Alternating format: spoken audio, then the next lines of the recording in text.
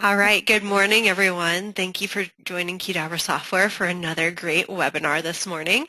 My name is Bree Houston, and I'm a project manager here at Qdabra. And I would like to introduce Rima Daga here. She's a QA support engineer and been working with us for the last few months. And this is her grand introduction to the weekly webinar. So we'll get a virtual round of applause or silent round of applause as she ventures forth in her first webinar. So Rima, feel free to get started. Sure. Thanks, Bree. Hello and good morning, everybody. This is Rima from Qdabra. I'm going to be your presenter for the webinar today. As you know, the topic is InfoPath 101, Best Practices for Everyone. Quite rhyming. And I think it's 8:05 and we shall get started.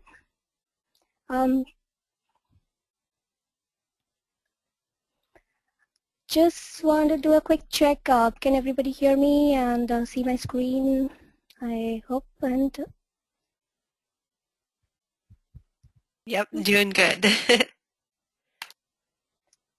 So as you all know, we're going to discuss best practices for InfoPath forms today. This webinar will be available at Qdabra's YouTube site if you want to watch it again. We'll have a question and answers round where if you have any questions, you can either put it on chat or, yeah. And so we shall get started now. What will we learn today? So today's webinar, we're going to cover importance of a good data source design. What makes a good data source? How to start designing your form using layout tables for professional looking forms. So if you have worked with InfoPath forms before, you know what a data source is, but we'll do a demo of when you create a form, what a data source looks like, what is the importance of it, how can you make your data source design so that when you come back later to modify your forms, it's pretty easy for you to take care of that. So we're going to talk about and demo a few things on that. What is a data source? A data source is made up of fields and groups. So the data in the main data source, when you create an InfoPath form, the main data source gets created. So when you add fields and groups, it gets added to your main data source. And the data in the main data source is what the users save or submit when they fill out the form. So this is what it looks like when you'll open a form in the designer. What is the importance of a data source design? So we're going to talk about a few things here and then we'll move to the demo where we'll show you why it makes sense to design your data source well. If you design your data source, it's easy to maintain. When you design a form, after you come back to it after a few weeks, it should be easy for you to understand what's going on there. Easy to hand over to another developer. Easier to change or improve. Breaks form up into logical sections.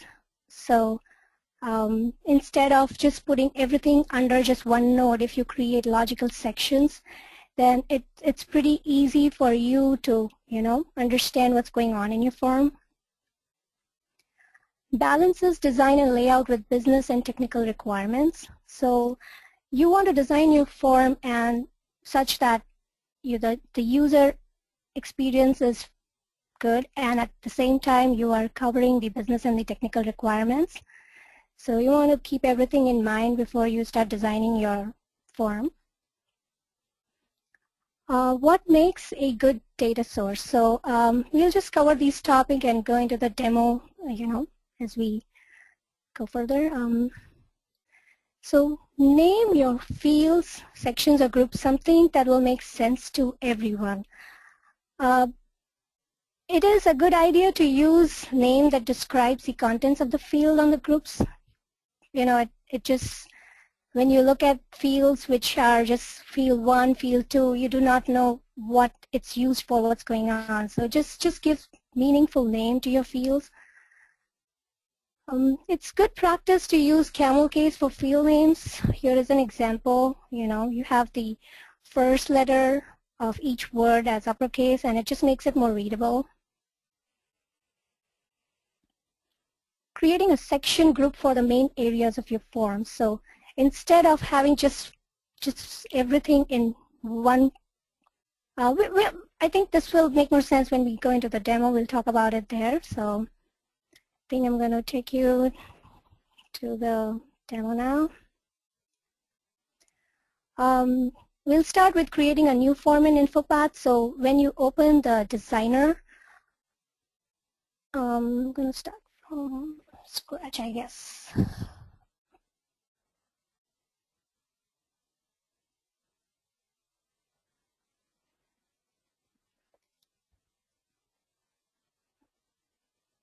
So when you click on the designer, this is the screen that you'll get. You'll start with selecting a blank form and then click on design. So this is what your form will look like initially, and this has no fields right now here. You can see here this is where I'm going to be adding my fields, and this is when you create a form, as I said, that the main data source gets created. So this is where all your fields in the main data source are going to be added.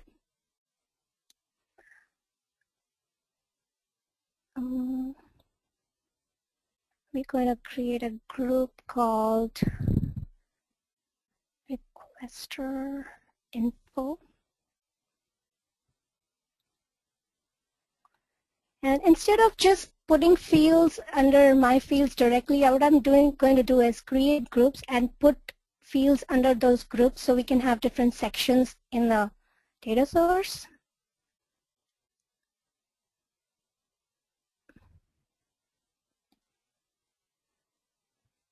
Requester first name. As you see, I'm doing the camel casing, and you can select the type, what you want from here while you're creating the fields.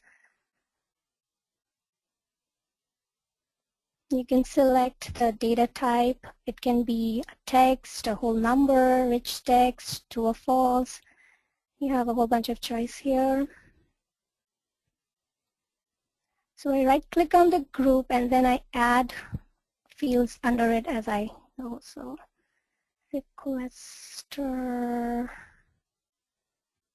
address.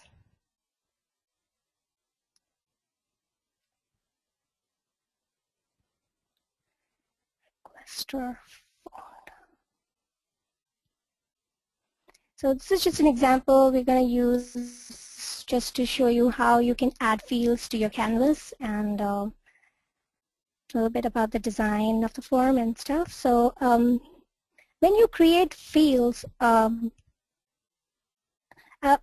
fields and controls are two different things. So for you to be adding data to your form, you need to add a control on the canvas which will get bound to this field here. So if you do a right-click, if you do a right-click on the field and you say text box, so now you have bound this field to this control here, which is a text box. So that's about this. Anybody has any questions so far? I can go back to the presentation, and then we can come back for the UI design, like how we will have this on the form and what it will look like when you start designing your form. So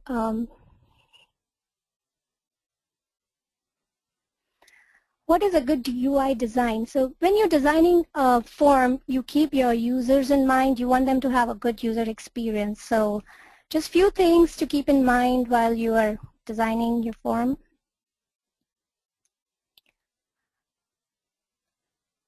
Oops, okay. Selecting a theme for your template. You want to make your form look pretty.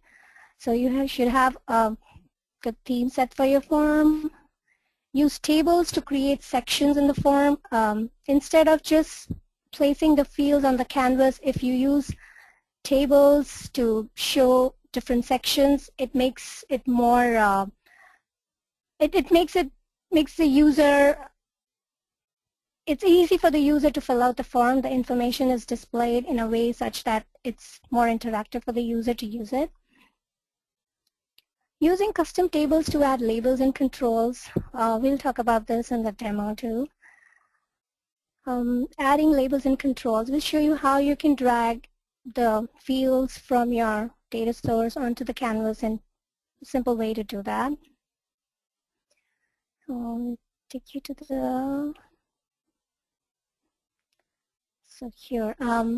So when we say about start designing, you don't just start putting fields onto your form. You think about how you want your form to work, and then you start designing it that way. So we'll use this little example, and then we'll show you a form, with a well-designed form, how it looks like and what fancy things you can do to make it look pretty. We're going to start with page design. So we can choose a theme for our form, and then your tables that you add will have that we can start with, I think, yes. So now if you want to add this information to your form, what you're going to do is you're going to insert a table, which is, suppose, say this one. So you can start with saying requester info, and then what you can do is just drag these fields from your drop down here. Just drop them here, and you can see how, since we use camel casing here, it puts the space, and how you have this field with the control here. You can change the control by right click, and then you can select what your control should look like. I'll do this here for this.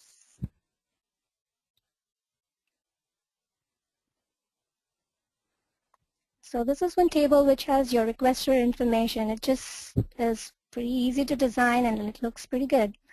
So I'm going to show you a form which has been designed and which uses some stuff which is pretty cool.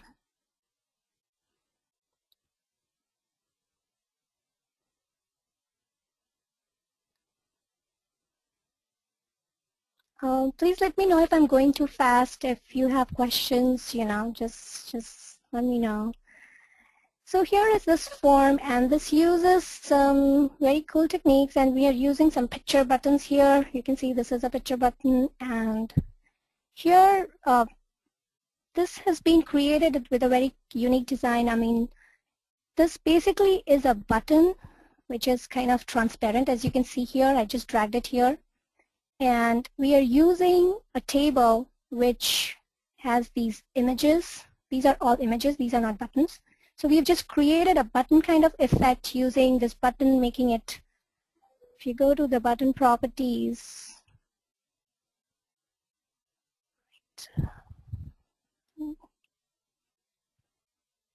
border and shading, and you can see that we have no color for this button here.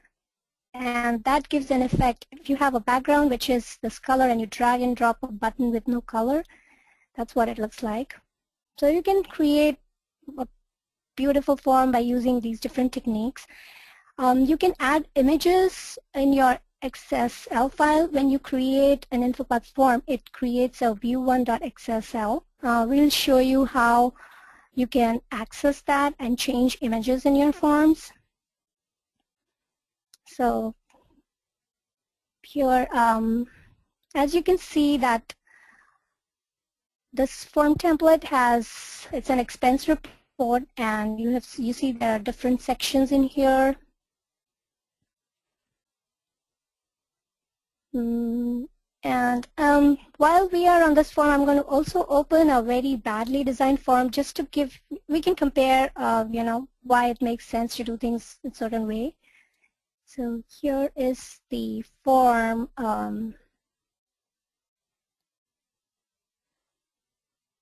So as you can see in this form, what the designer has done is they have clubbed all the date fields into one section, and they're all over in the form. So if you click on this, you'll be, so these are like very randomly placed fields on the forms. They do not belong to one section. It makes sense to have logical sections.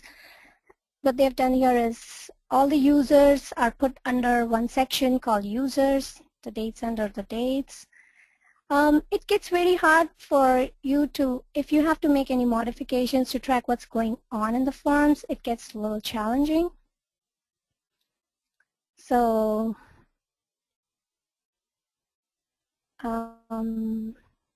yeah, I think I'll go back to the, does anybody have any questions? Okay. So we'll see this form in the preview, and I'll show you some good use of using repeating tables in your form, why it makes sense to have that. As you can see here, we can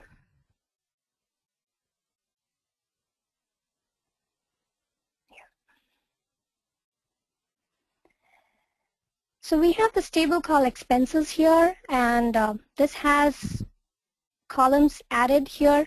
If you want, when you're filling out the form, if you want to add a fifth column, there is no way you can do that. You'll have to come back, change your form, add a column here, and then preview it or publish it to be able to add columns. You can do that fairly easily if you have repeating table in your form. I'm going to show you how it can make a difference.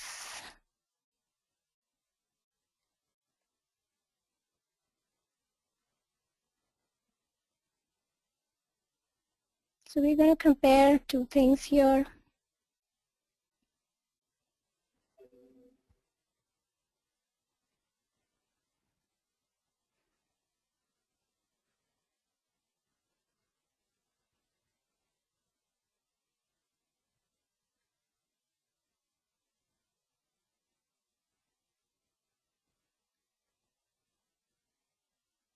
Okay, so you can see here in this view that we have, oh, one sec, I need to make one more change, sorry. Let's just,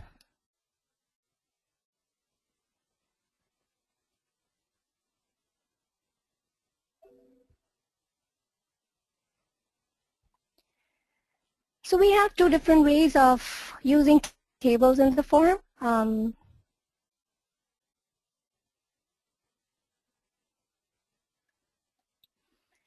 As you can see here, there is this one way of creating tables where if you want to add an extra row to your table, you'll have to go edit your form and then come back to it to be able to make more entries.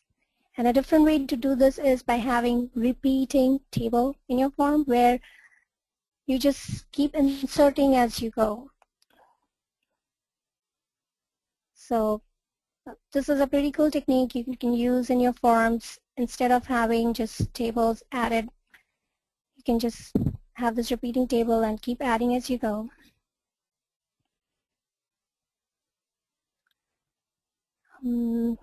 I am going to also show you one more technique to create some borders in your form. It's a cool technique that I learned here at Qdabra. I'm going to share that. So to have a, let me just show you this, how to get this effect in your form. So you see here, you see these bezels and gradients that we have here. I'll show you how you can get these done in your form. It's a very simple technique and it's pretty useful. So we'll just go through that. Also, one more thing I wanted to talk about was the custom tables.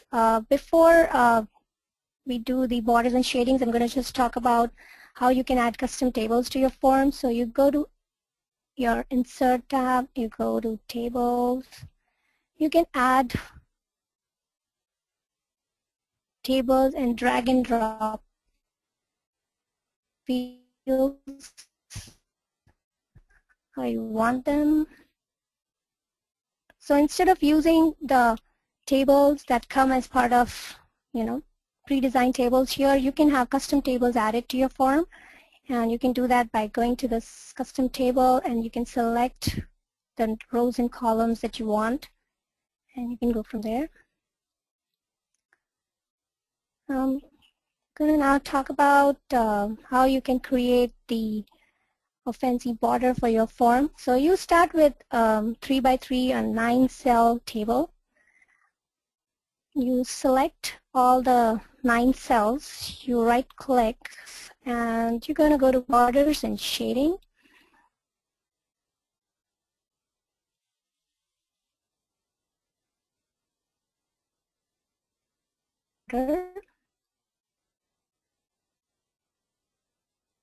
Going to make the width as 2.5. Go to outline. I see some network connection. Can everybody hear me okay? Hi, Bree, can you hear me okay? Yeah, you're doing good. Just keep going.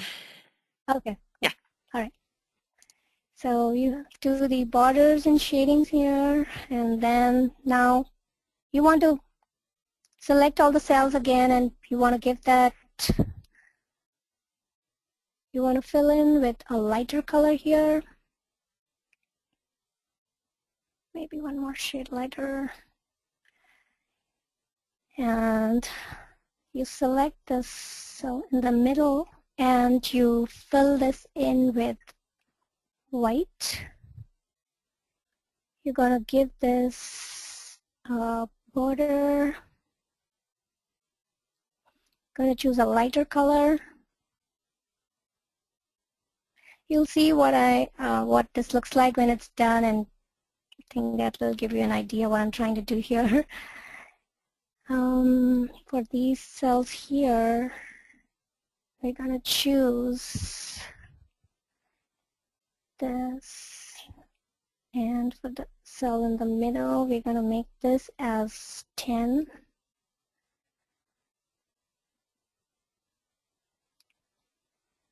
Now you put your cursor on the first cell, and then you space and tab out, space and tab out, space, space and tab out, space and tab out. Okay. And now you can see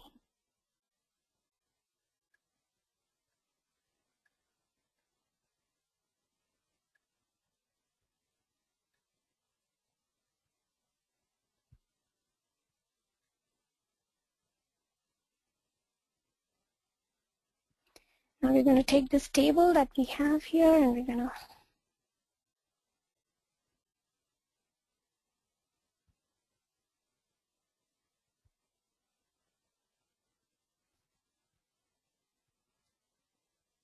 so now you have a nice little border for your form. And it's a very simple technique, but it makes your form looks very pretty. So I hope you guys like it and will use it. So going back to the presentation. So we just talked about how you can get these effects by using these simple techniques in your form. It lays out steps of how you can get that done. You'll be getting this in the packet once the webinar is done. We'll be emailing you all this information. Borders and shades and custom buttons, as we saw that in one of these forms here, all these are created using images and buttons, and I can show you how you can modify this information, in the view1.xs cell that gets created when you create a form. So what you basically do is you go to File, Publish, you go to Export Source Files,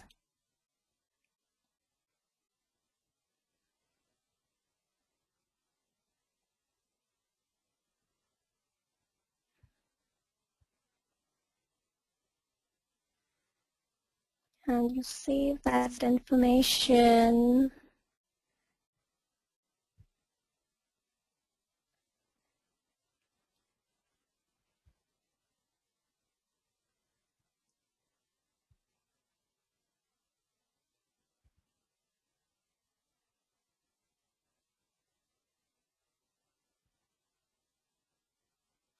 So you export all your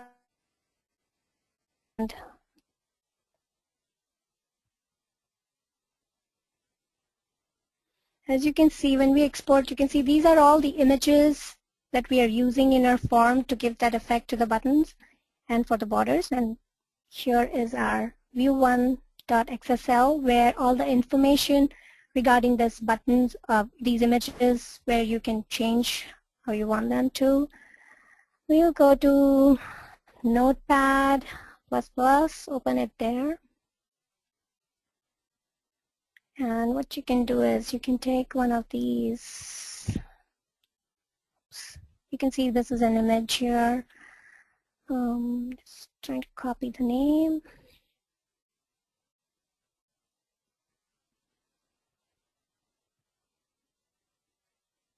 So here is the information about my source file.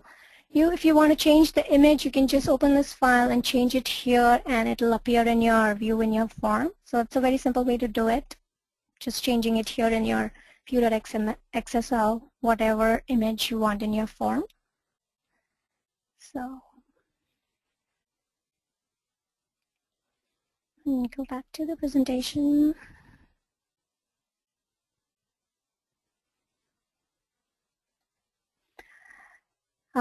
Just wrap up with what we have covered in our class today and design your data source. I hope you got some helpful tips on how to do that. If you have questions, please you can just put it on the chat and we'll try to answer them.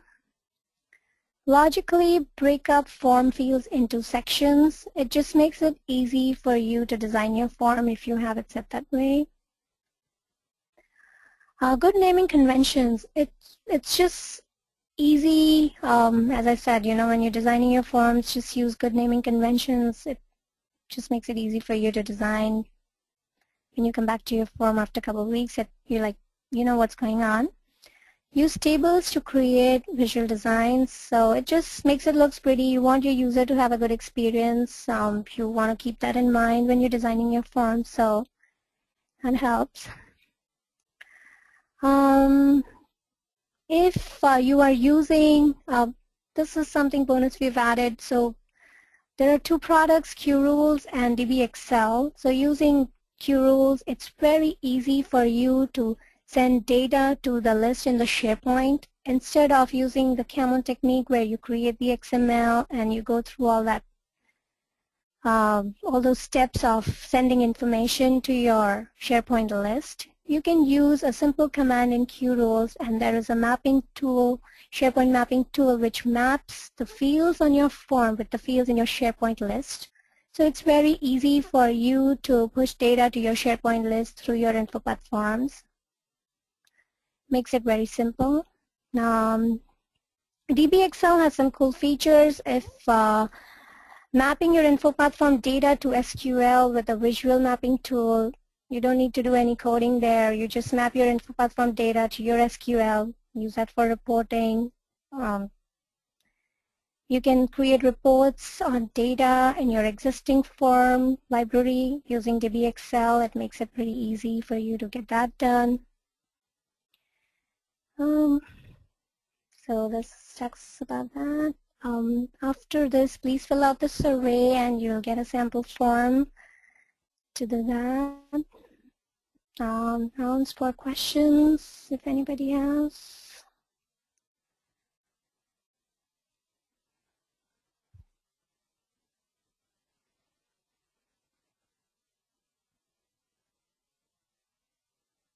No questions, I guess. So.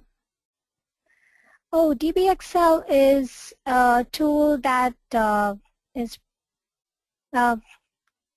Qdabra has this tool where you can use it to Oh, I can take Go it. ahead, yeah. Yeah. So DBXL is a web Yeah. service, and kind of the value prop of why we bring that up, because a lot of people need flat data to report on, which is really hard when you have a repeating section within your form. So we say that, submitting your repeating data to a SharePoint list makes it more reportable, and you can do that one of two ways. You can do it with Camel, which is kind of a hard technique out of box, or a simple technique using our product QRoles as a one command, and then send your data to that flat list for all of your reporting. So that's really the value prop there, and why we suggested, still creating that repeating data source. And then what DBXL does is kind of the same thing, but just in a SQL database. So it's a way to send your data out to a SQL database and do some much more robust reporting in that interface. And then it looks like we have one more question. When you use a form template, how do you insert the command for a repeating table? Use a form template. How do you insert the command? Nancy, I think if you're talking about just your standard out of box, there's some default insert commands when you create a repeating section that will allow you to insert more nodes. You can also do that in QRoles, and there's a specific command that you can put on a button to insert rows. And where that gets really valuable is if you have external data that you want to load and kind of pre-populate. Out of box InfoPath, you can't necessarily insert a default amount of rows unless you have default data. So thanks for that question. And go ahead, Rima. Yeah, I'll also just quickly talk about how you can set the rules. I forgot to mention that during my presentation. Oh, that's okay. I think because we're getting towards the end of our 20 minutes here. So another question, can a field on the form be for the user to insert a photo? Yes, so there's ways that you can create a repeating image section much in the same way. So if you're creating a repeating section without using the default control, Rima, if you want to just quickly demo what that would look like for a picture control on your blank one, we essentially are creating a group with a repeating group and then that picture node.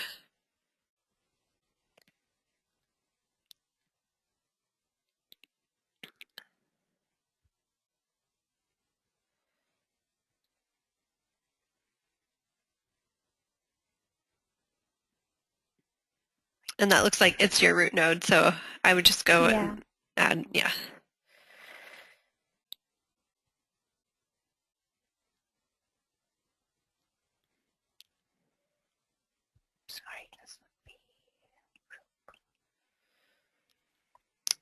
And in that instance, I would just say, add pictures. And then you're going to want a repeating group nested underneath of that. And what that's going to allow the user to do is kind of keep that insert functionality of the photo grouped by itself.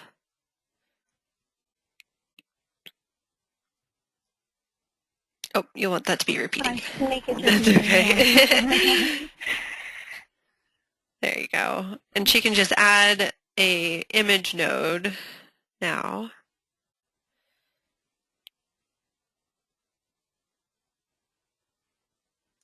You can see, yeah, perfect.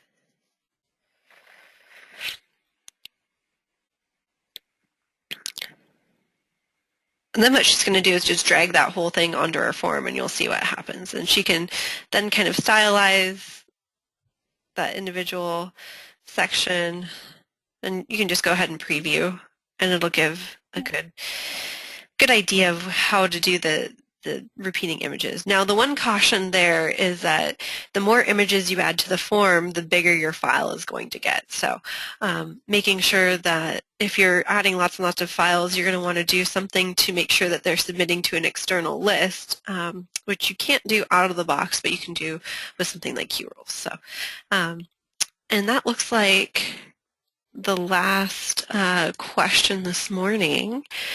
So I just want to take a moment to thank everyone for joining us, and we hope to see you at another webinar again soon.